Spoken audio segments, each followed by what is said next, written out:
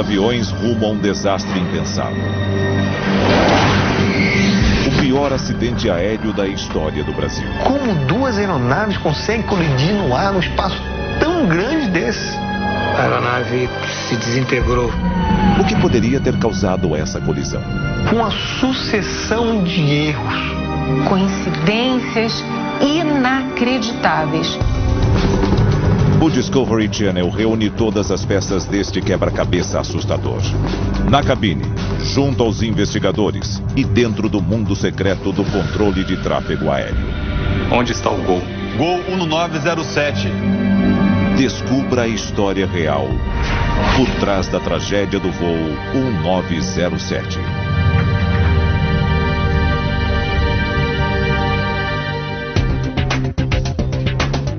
São José dos Campos, próximo a São Paulo. Aqui fica a sede da gigante aeroespacial brasileira Embraer, a terceira maior fabricante de aviões do mundo.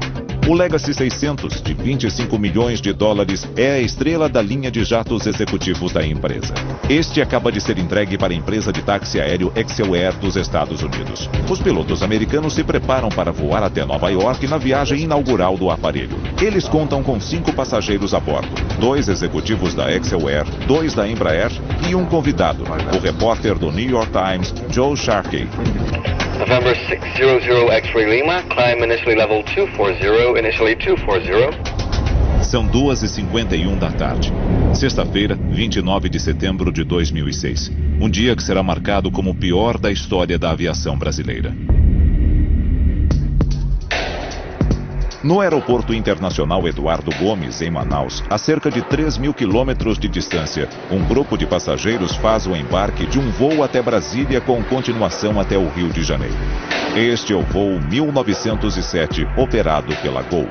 Eles voarão em um aparelho novo, um Boeing 737-800 de fabricação americana, que entrou para a frota da Gol há apenas 2 semanas. O voo conta com 148 passageiros, além da tripulação de 6 pessoas. Entre os passageiros está Valdomiro Machado, de 61 anos, um engenheiro que acaba de completar uma série de projetos do setor de energia na Amazônia. Ele ligou para a esposa do próprio aeroporto.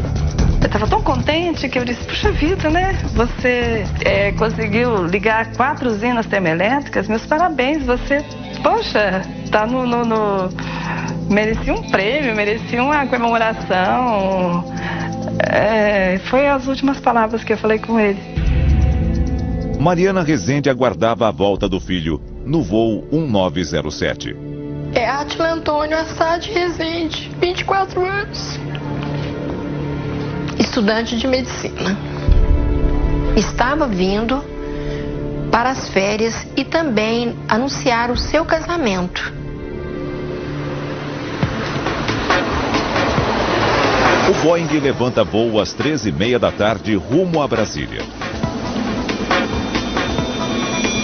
Partindo de sudeste, o Legacy irá sobrevoar Brasília a caminho de Manaus e cruzará com o Boeing em algum ponto sobre a floresta amazônica. A tripulação planeja passar a noite em Manaus antes de seguir viagem para Nova York. O piloto Joe Lepore entra na altitude de cruzeiro de 37 mil pés. O copiloto Jean Paladino avisa o controle de tráfego aéreo. November 600, X-Ray Lima checking in and climbing flight level 370. November 600 X-Ray Lima, Brasilia Center. Assim que uma aeronave entra na rota do seu destino, ela deixa de ser controlada pela torre do aeroporto. O voo passa a ser observado pelos radares das equipes de controladores em centros como este. 1270. O centro de Brasília, também conhecido como Sindacta 1, é o mais movimentado das 4 estações que monitoram o espaço aéreo brasileiro. Cada aeronave é identificada na tela por seu código específico. November 600 X-Ray Lima. November 600 X-Ray Lima é o Legacy 600 que parte de São José dos Campos. Os controladores de Brasília informam aos pilotos que estão acompanhando o voo. Scott Ident, under radar surveillance, sir. O espaço aéreo brasileiro é controlado por uma rede de 50 estações de radares espalhadas pelo país. Comandado pela Força Aérea Brasileira, o sistema monitora tanto a aviação civil como a militar. O governo brasileiro investiu 1,4 bilhões de dólares para melhorar a segurança aérea e acredita que o sistema nacional está entre os melhores do mundo. E toda a decisão brasileira hoje é de fazer com que ela cresça e cresça com respeito, com, digamos assim, a credibilidade de todos os que tomam um avião. Em breve, a credibilidade do sistema passará por um duro teste. São quase 4 horas da tarde, quando o Legacy sobrevoa Brasília a uma altitude de 37 mil pés. Na mesma hora, o voo 1907 da Gol entra em sua altitude de cruzeiro, também a 37 mil pés. Neste momento, um erro gravíssimo está sendo cometido. Autorizado nível 407. Enquanto sobrevoam a floresta amazônica, as duas aeronaves entram agora em rota de colisão. Mas nem os pilotos, nem os passageiros e nem os controladores de tráfego aéreo fazem ideia do desastre que se aproxima. O dia estava lindo para voar. O tempo estava ótimo e o voo tranquilo. E eu disse, melhor impossível. Há mais de uma hora, a tripulação não recebe instruções do controle de tráfego aéreo. Jean Paladino tenta fazer contato pelo rádio. November 600, X-Ray Lima. Estava trabalhando no meu laptop e do nada eu ouço esse barulho tremendo. A tremendous bang.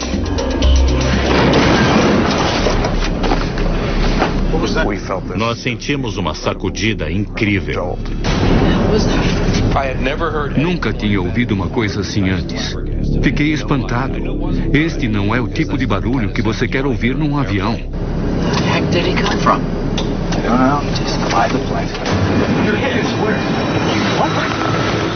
Fiquei horrorizado ao ver que a ponta da asa tinha sido arrancada.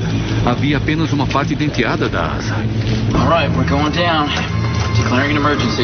Da cabine, os pilotos não têm condições de avaliar completamente os danos. A situação é pior do que eles conseguem ver. Não é só a asa esquerda que está danificada. Na cauda, o estabilizador também foi atingido e isso dificulta o controle do avião. Ainda assim, o avião continua voando. Eu pensei no pior. Isso não é nada bom. Vamos cair. Assim que ficamos mais perto do solo, minha dúvida foi saber onde iríamos pousar. Parecia que estávamos no meio do nada. Havia um avião 747 de carga nas proximidades. Ele avisou aos pilotos sobre uma antiga base militar em algum ponto daquela área. Havia uma pista de pouso com tamanho bom. Tínhamos que procurar por ela. Strap in, it's going to be a rough landing.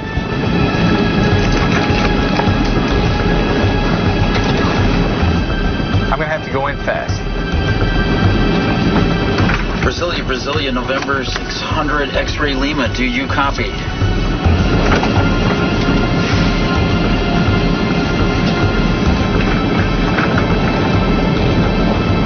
I see the runway. Runway in sight. Cada minuto passado no ar significava mais tempo para ter medo. Estávamos pouco acima das árvores. Nossa salvação estava próxima, mas ainda não tínhamos certeza.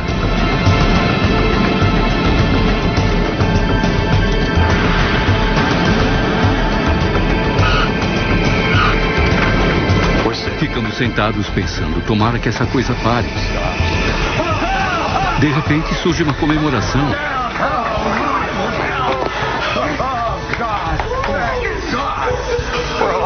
Olhamos um para o outro. Meu Deus, sobrevivemos. Foi um alívio incrível. Não dá para descrever. Ninguém a bordo ainda tem ideia sobre o que aconteceu. Eliminamos algumas possibilidades, como um choque com uma ave, já que não é possível naquela altitude. Outro avião poderia ter explodido acima de nós e teríamos atravessado os destroços.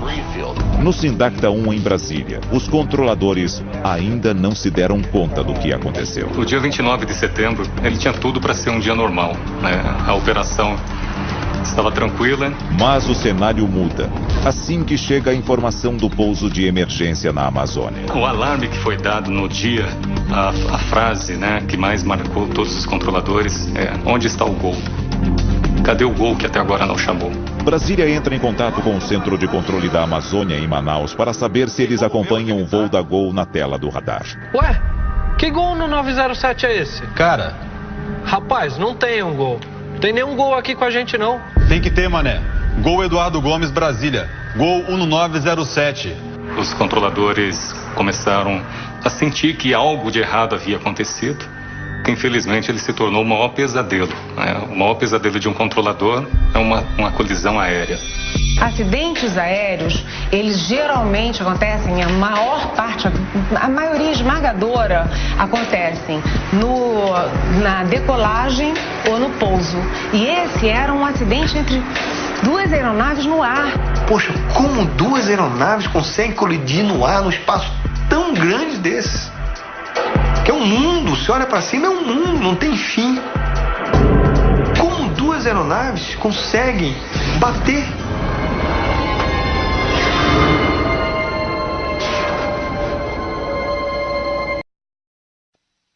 A longa espera por respostas começou pouco depois das 6 da tarde. No aeroporto de Brasília, parentes e amigos aguardam notícias do voo 1907 com muita ansiedade. O último contato do avião da Gol com a torre de controle. Neuza Machado preferiu esperar em casa enquanto acompanhava as notícias. Segundo a empresa... Você tem naquele chão ali daquela sala na frente da televisão, vendo notícia. Avião desaparecido, voo 1907 desaparecido. Quando eu liguei a televisão, eu entrei em pânico. Era 10 das 8 da noite. Ai, foi triste, foi terrível. As operações da Força Aérea Brasileira de busca à aeronave desaparecida atravessam a noite.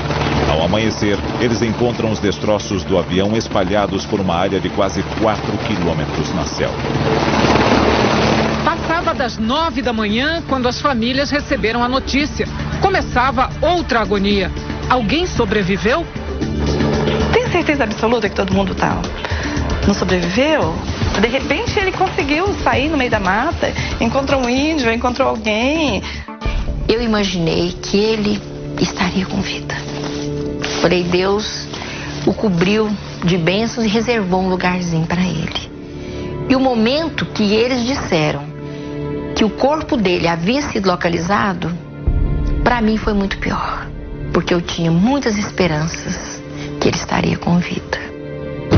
Não há sobreviventes. Nós só ficamos sabendo do quadro completo do acidente no dia seguinte.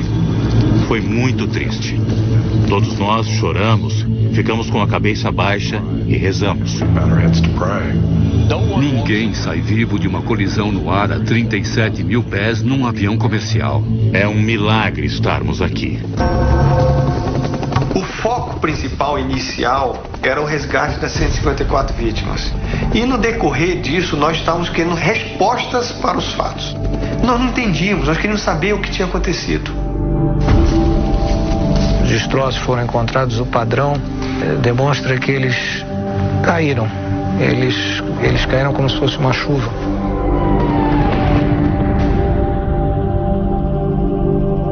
Se viam partes da aeronave no solo e não havia dano na maioria das árvores à volta, mostrando que realmente eles caíram numa trajetória totalmente vertical.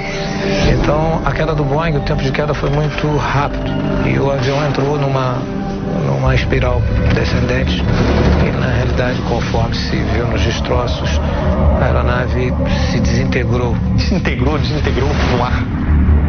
Então, ou seja, começamos a ter um conforto de que nossos parentes eles teriam morrido instantaneamente.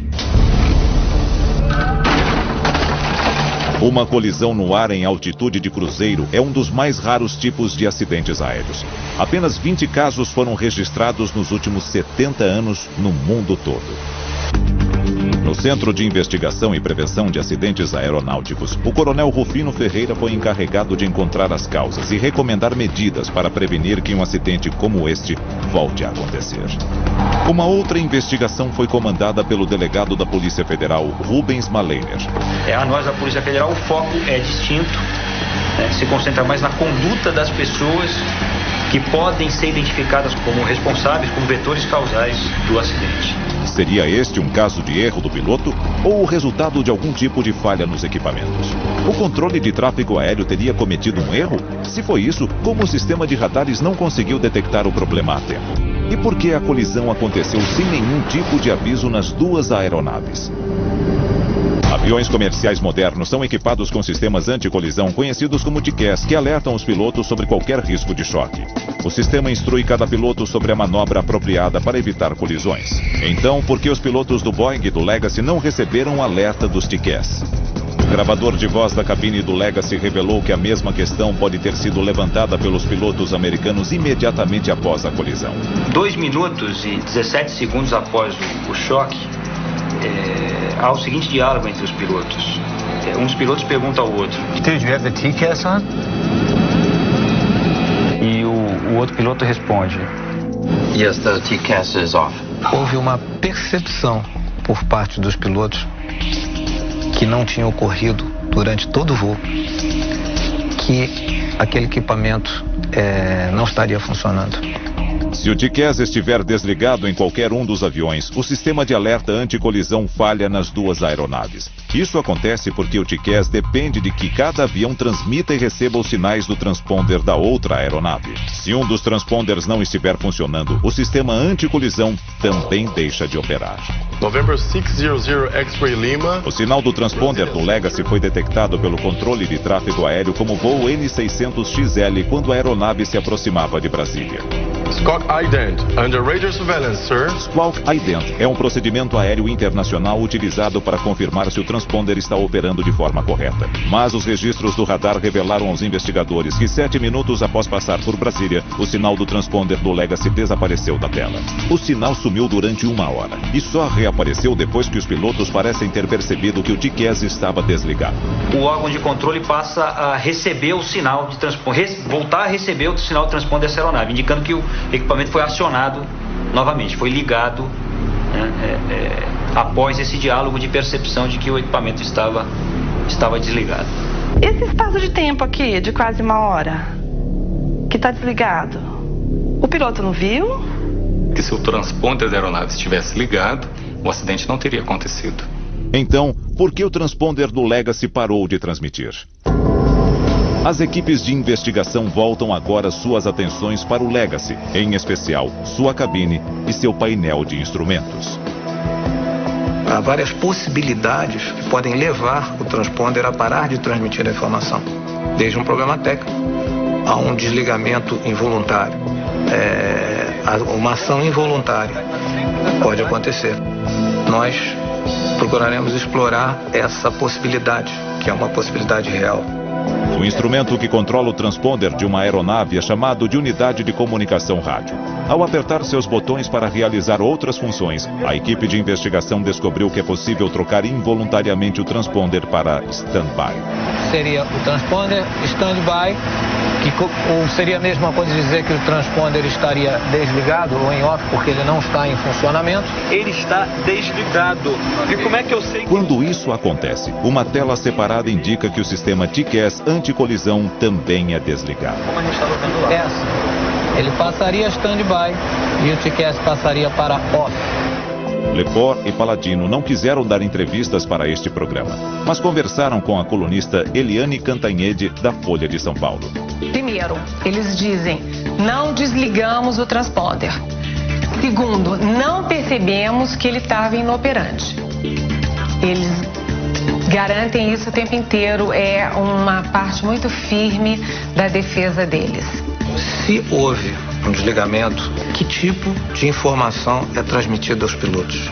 Já chegamos a uma verificação de que esses tipos de alarmes são bastante discretos. Nós não temos um alarme sonoro, nós não temos uma indicação que seja muito chamativa. Como pode um equipamento de tamanha importância, um transponder, não ter um sinal de alerta? Ele deveria ter um alerta. Certamente, se houvesse um sistema de alerta sonoro ou visual, haveria uma grande chance, sem dúvida, de que um acidente como esse não ocorresse. Mas o mistério do transponder acabaria sendo apenas uma parte da história. Como todo cenário de acidente, ele é normalmente o resultado de vários fatores, nunca de um fator isolado. Eu não tenho religião e não sou mística, mas a história desse acidente, ela é cheia de coincidências inacreditáveis. Um instrumento desconectado significa que não houve um aviso na hora do choque no ar entre o voo 1907 e o jato executivo. Mas isso não explica outra questão importante. Por que, afinal de contas, as aeronaves estavam na rota de colisão? Para os investigadores, a resposta parece óbvia. Pelo menos um dos aviões devia estar na rota errada ou na altitude incorreta. Para descobrir quando e onde os erros foram cometidos, os investigadores estudaram o registro de cada voo do começo ao fim. Toda aeronave deve dar entrada de seu plano de voo junto ao controle de tráfego aéreo antes da decolagem. Os investigadores examinaram os planos de voo dos dois aviões e descobriram que o Legacy não seguiu seu plano original. O tráfego aéreo é organizado em um sistema de aerovias virtuais no céu. Aviões que utilizam a mesma aerovia são separados verticalmente. A separação exigida para aviões comerciais era de 2.000 pés, até há poucos anos. Hoje, a separação é de 1.000 pés em alguns países, incluindo o Brasil, graças à maior precisão da navegação moderna. Na aerovia UZ6 entre Brasília e Manaus, as altitudes pares são reservadas para os aviões rumo ao norte. As altitudes ímpares ficam com os voos com destino ao sul. O plano de voo do Legacy previa voar até Brasília a 37.000 pés para depois descer até 36.000 pés quando tomasse a direção de Manaus na aerovia UZ6. No ponto virtual conhecido como Terês, o aparelho deveria subir para 38.000 pés até o final da viagem. Mas os dados recolhidos na caixa preta do voo registram o Legacy a 37.000 pés durante todo o voo, até chegar ao ponto de colisão. Por que o plano de voo não foi obedecido? Por quê? Os pilotos dizem que a resposta é simples. Não foram eles que mudaram o plano de voo. Foram as autoridades brasileiras de tráfego aéreo. Neste ponto, muda o foco das investigações. Será possível que os controladores tenham cometido um erro que colocou o Legacy na rota de colisão com Boeing?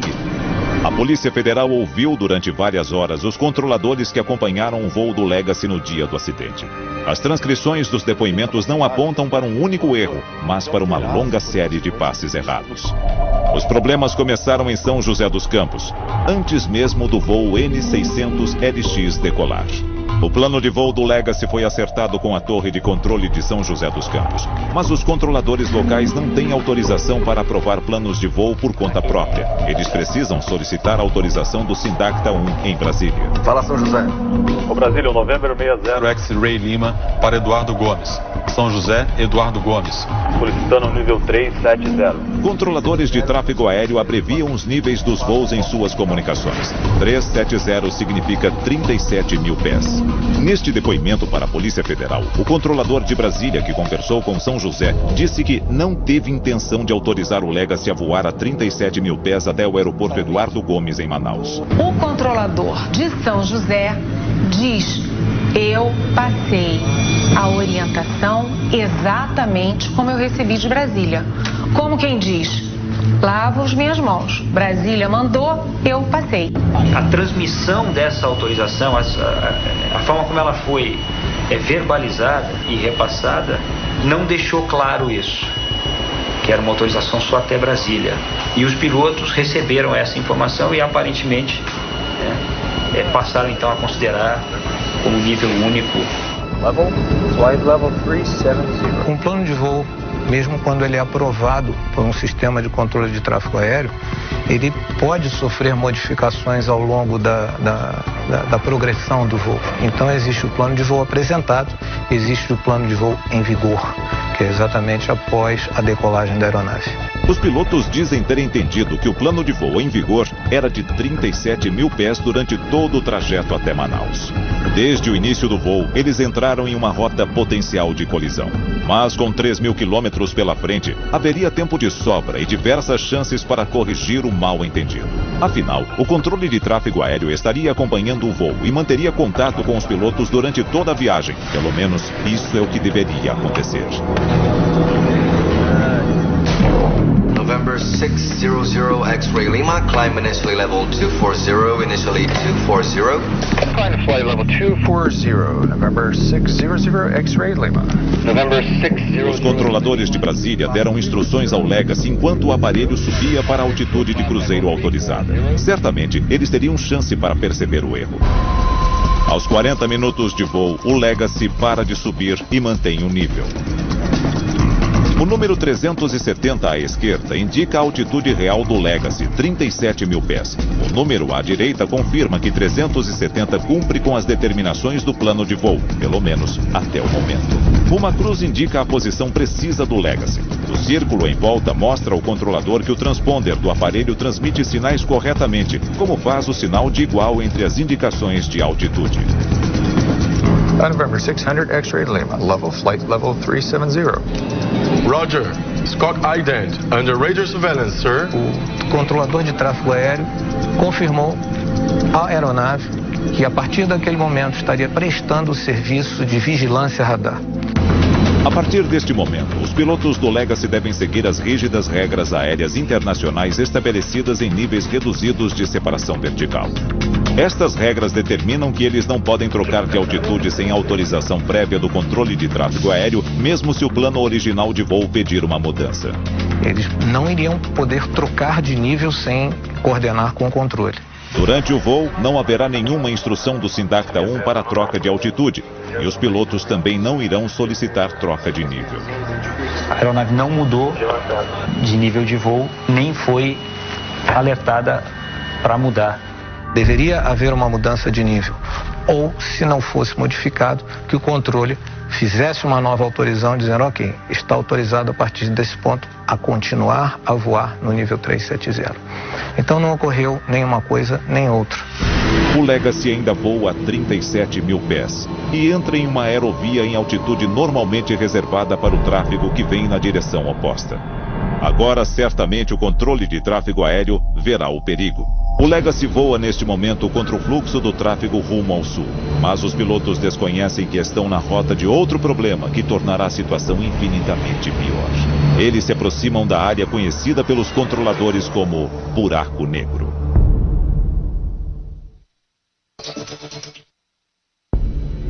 Com 1 hora e 4 minutos de voo, o jato Legacy, com 7 pessoas a bordo, sobrevoa Brasília a caminho de Manaus. Os pilotos acreditam, equivocadamente, que estão autorizados a permanecer a 37 mil pés.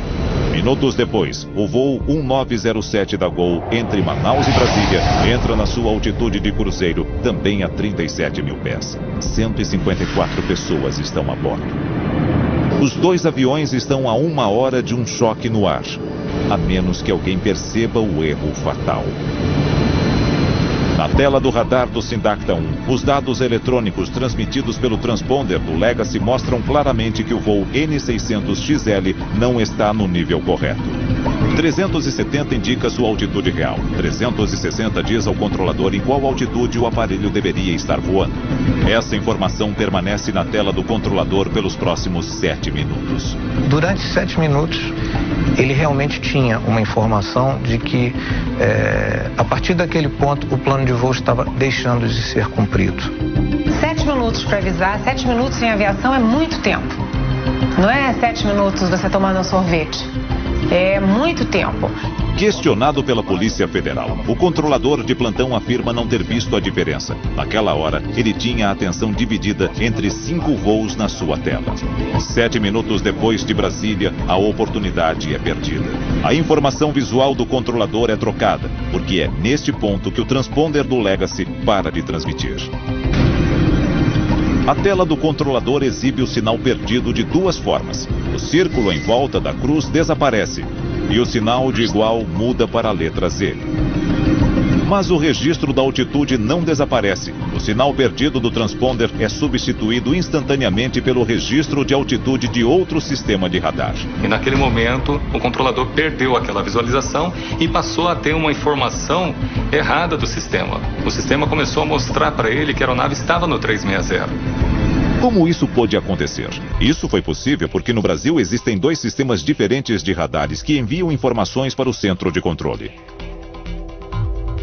Um sistema detecta o avião ao emitir sinais e aguardar a recepção do seu eco. Esse é o chamado radar primário. Ele calcula com precisão a posição da aeronave e a direção do voo, mas só consegue fornecer uma estimativa aproximada de sua altitude. O outro sistema é o chamado radar secundário. Ele é capaz de captar os sinais do transponder do aparelho, que envia informações precisas sobre a altitude, além de outros dados. O sistema brasileiro tem normas e procedimentos. O radar primário, ele não deve ser utilizado para separação de tráfego. Quando o transponder deixa de funcionar, apresenta mau funcionamento, o controle de tráfego aéreo deve estabelecer contato com a aeronave para se certificar do que está acontecendo. Entretanto, não houve a adoção de procedimentos imediatos para checar o funcionamento do transponder. O erro foi reforçado por outro fator nesta cadeia de eventos. No meio da confusão, acontece uma transferência de controladores. A transferência de serviço, de informações de tráfego de um controlador para o outro, é sempre um momento bastante sensível. Já foi identificada em outros acidentes mundialmente conhecidos como um fator contribuinte. Quando assumi a posição e efetivei o cheque do tráfego com meu companheiro, eu questionei o meu antecessor quanto ao nível da aeronave November 600 X-Ray Lima. E obtive como resposta que a aeronave mantinha o nível 360. Eu entendi, portanto, que era um voo normal, um tráfego comum rotineiro. O controlador que assumiu recebeu a informação de que a aeronave estaria a 36 mil pés, acreditando nessa informação. Para a informação que ele tinha naquele momento é que tudo estava ok.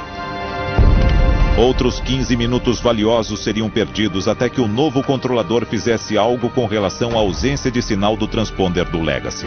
O sinal estava perdido há meia hora e, pior, não houve comunicação via rádio com o aparelho por mais de 40 minutos. Ele agora começa a tentar algum contato. November 600. X-Ray Lima, Brasília. Tentou estabelecer contato com a aeronave e não conseguiu. A aeronave já tinha se inserido numa área, já tinha evoluído para uma área que a cobertura radar e rádio é deficiente. Aquela região a área da região amazônica, nós temos muita dificuldade de comunicação. É uma área de floresta e às vezes a comunicação está boa e às vezes não. Tem aeronave que fala muito bem, tem aeronave que não. E no caso do Legacy, nós não conseguimos falar com ele. Agora a situação fica ainda mais complicada. O sinal do radar primário também desaparece e reaparece intermitentemente. Esta área é conhecida como Buraco Negro, uma vasta região em que os controladores afirmam que os sinais dos aviões costumam desaparecer do radar. Nós temos uma visualização radar até em torno de 300 milhas após Brasília. E depois o centro Brasília perde a visualização radar. A aeronáutica brasileira, que está muito preocupada em defender o sistema, a versão deles é de que os controladores usam muito essa versão do buraco negro para escamotear, para disfarçar as próprias culpas no acidente. Se o radar falha, se a comunicação falha, as aeronaves ainda assim, elas devem estar voando separadas em nível. Ele é feito de uma forma para que na falta de outros recursos, ainda assim, seja feita uma efetiva separação de tráfego. Na ausência de informações de um radar secundário, as regras aéreas determinam que os controladores aumentem a separação vertical para a distância do antigo padrão, 2.000 pés, ou que simplesmente desviem a outra aeronave lateralmente para uma distância segura. Os controladores não tomaram nenhuma dessas medidas. A aeronáutica é tão sofisticada, tem tantos mecanismos para você ir corrigindo erros e vão falhando todas as instâncias para evitar aquele erro. Houve uma conjunção mesmo de erros, de falhas, erros de procedimentos que vieram a causar o acidente. Então, realmente foi uma cadeia. O Boeing e o Legacy estão agora a apenas 10 minutos de distância e se aproximam rapidamente.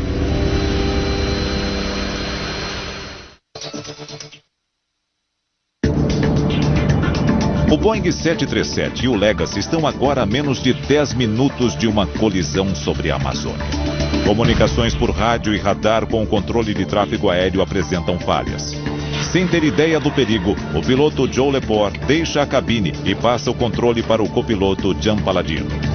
Seu último contato com o controle de tráfego aéreo aconteceu a 57 minutos. Brasília, November 600 X-Ray Lima. 57 minutos entre o último contato e a primeira tentativa de estabelecer contato com o controle de tráfego aéreo. Nos parece muito tempo. Brasília, November 600 X-Ray Lima. Palladino fará 20 tentativas de contato pelo rádio. De acordo com a legislação, ela deveria ter acionado também um código 7600, que era de falha de comunicações, né? E o piloto também não acionou esse código de falha de comunicações para dizer que ele não estava conseguindo falar conosco. Brasília, November 60 X-Ray Lima. Eles garantem isso, que o rádio estava funcionando o tempo inteiro. November 60 Lima. Enquanto Palladino tenta fazer contato, Brasília chama Manaus para checar a altitude do Boeing na direção contrária. Oi, Amazônico, aqui é Brasília. Nível e hora do gol. Ok, 370-59. Beleza, copiado. Valeu. Falou. 5 minutos até o choque. O Legacy deixa a área de comando de Brasília e entra no espaço aéreo controlado por Manaus. November 600 X-Ray Lima, Brasília in blind. O controlador de Brasília faz a última tentativa para entrar em contato com o Legacy. Ele envia uma chamada às cegas, na esperança de que os pilotos ouçam o sinal e mudem para uma frequência melhor. Neste momento, Palladino ouve o chamado. Mas surge outro problema. Ele não consegue entender todos os dígitos. I'm sorry, what was that frequency for November 600 X-Ray Lima? 1, 2, 3 decimal, I didn't get the last two. O controlador não ouve nada. Ele não tem condições de saber se a sua chamada às cegas foi recebida. Mesmo assim, o controlador que trabalha ao lado entra em contato com Manaus para passar o controle do voo do Legacy. Brasília. November 600 X-Ray Lima. Tem? Tem aqui. Ele tá entrando na tua área já aí, ó. Tem sim, eu já tenho sim. Manaus vê a mesma informação de altitude errada do radar primário. Beleza, 360, tá te chamando aí. A confirmação verbal 360 completa a série de erros. A batida foi exatamente no momento em que o Boeing estava saindo do controle de Manaus para entrar no espaço aéreo controlado pelo Sindactão em Brasília. E o Legacy estava saindo do espaço de Brasília para encontrar o de Manaus naquele momento. Falta 1 minuto para o choque. Lepore volta para a cabine e encontra Palladino tentando fazer contato urgente pelo rádio. Tarde demais. I think the other controller's got us. He was calling us and he said...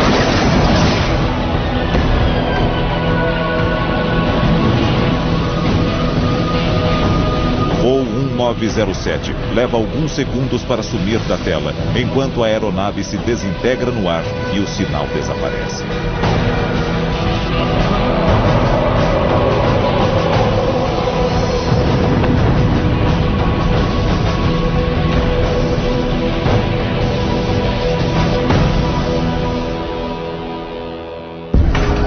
Os controladores demorarão um tempo para perceber que esta não é apenas mais uma falha no radar. Ninguém sabe onde está o voo 1907. Não tem um gol. Não tem nenhum gol aqui com a gente, não. Tu tem como ver onde ele tá? Acidentes acontecem sim. Mas é um acidente que podia ter sido evitado, sim. Existem várias falhas, vários erros cometidos por várias pessoas. Foi uma sucessão de erros. Na teoria do dominó, mas infelizmente nesse acidente, todos os dominós que poderiam ter sido retirados, eles não foram retirados. O acidente é o pior da história da aviação brasileira. Os controladores dizem que a tragédia poderia ter sido evitada se as autoridades no comando da operação tivessem ouvido os alertas sobre as falhas no sistema. Os controladores alertavam de falhas, de problemas. E, no entanto, a solução não vinha como deveria vir ao seu tempo. Os militares brasileiros, eles são muito orgulhosos dos nossos sistemas de aviação. Eles sempre dizem há muitos anos que é equiparável ao sistema sistemas mais modernos, como, por exemplo, os sistemas dos Estados Unidos e da Europa. Então, eles tiveram uma posição, assim, muito de defesa do que eles fazem. Não creio que seja alguma coisa decorrente essencialmente do sistema de controle. Não terá sido. É evidente que por conta desse acidente, nós, no Brasil, estamos trabalhando e revisando muitos modelos. Esses modelos, pelo simples fato de estarem sendo revisados, não significa que eles estejam errados ou estavam errados. Eles podem evoluir. Além das falhas graves no sistema, os controladores afirmam que contam com equipes muito reduzidas. Após o acidente, eles fizeram uma operação padrão como forma de protesto e se recusaram a orientar mais do que um número limitado de voos simultaneamente. Centenas de voos foram cancelados nos meses seguintes ao desastre.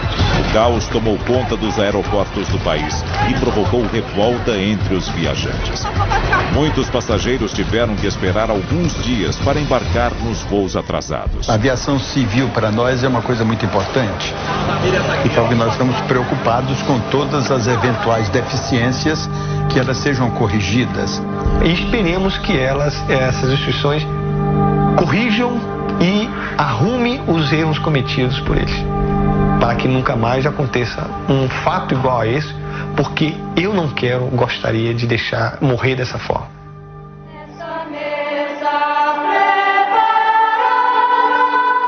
Eu espero que haja justiça, mas se vai acontecer, se vai punir os culpados, se vai descobrir realmente que são culpados, eu espero que sim. Por que para ser feita justiça? Para não acontecer mais, gente. Precisa haver uma correção, uma punição, para que outros acidentes não venham a ocorrer e abalar tanto as famílias como nos abalou. A colisão enviou sinais de alerta para o setor aéreo mundial. Na medida em que aumenta o volume de voos, o espaço aéreo no mundo todo fica cada vez mais congestionado. O espaço aéreo no mundo todo, e assim também no Brasil, ele está cada vez mais disputado. Cada vez nós estamos voando mais próximo. Ironicamente, a mesma tecnologia precisa de navegação que permite que os aviões voem mais próximos, também reduz as margens de erro. Existe um fato curioso em que, por incrível que pareça, a tecnologia nessa situação, ela acaba contribuindo. Se eles não fossem tão precisos, eles poderiam passar muito próximos e nada aconteceria. A diferença foi tão pequena que foi de alguns metros, onde caprichosamente a ponta da asa de uma aeronave colidiu com a ponta da asa esquerda da outra. Após a tragédia brasileira, a Associação Internacional de Pilotos passou a defender novas normas para evitar que 2 aviões jamais voltem a voar no mesmo ponto de uma aerovia.